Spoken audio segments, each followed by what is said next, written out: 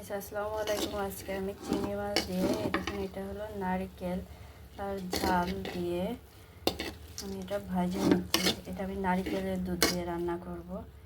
দুধ দিয়ে রান্না করি তো সেটা এখন দুধ দেবো না, শুধু নারকেলটা চিংড়ি মাছটা ভেজে নিচ্ছি। এ দিয়ে আমি কচুর বই রান্না করতেছি।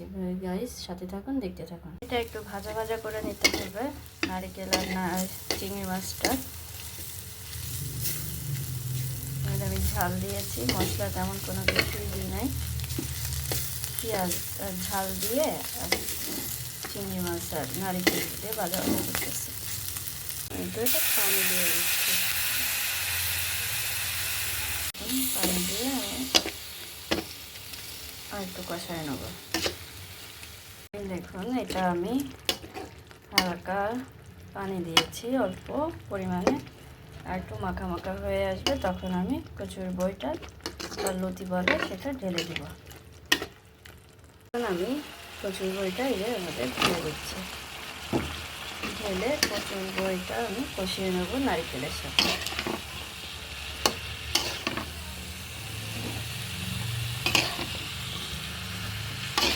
দেখুন, আমি নারকেলের সাথে কচুর বইটা কষিয়ে নিচ্ছি। রাইস এভাবে খাওয়া যায়, খেয়ে দেখুন খুবই মজা হয়। রাইস দেখুন যেমন কষানো হয়ে গেছে কচুর বই আর লতি যেটা বলে। দেখুন কচুর লতি চিংড়ি মাছ দিয়ে নারকেল দিয়ে আমার কষানো হয়ে গেছে। এখন আমি এটা সিদ্ধ করার জন্য পানি দেব। আমি নাড়াচাড়া দিয়ে ঢেকে দিব।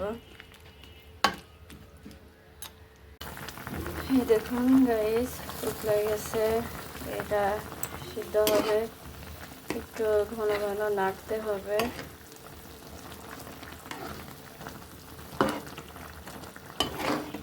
বেশি করে আমি নাড়াচাড়া দিয়ে নিচ্ছি। দিয়ে এখন আবার ঢেকে দেব।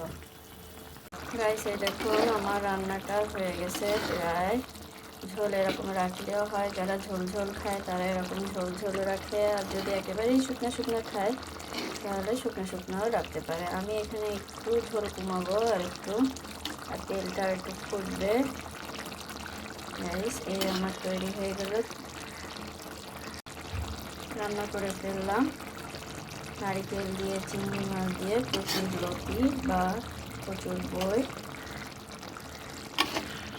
অনেকে এটা ঘুটে দেয় একেবারে, কিন্তু আমি এটা সলা সলা রাখবো।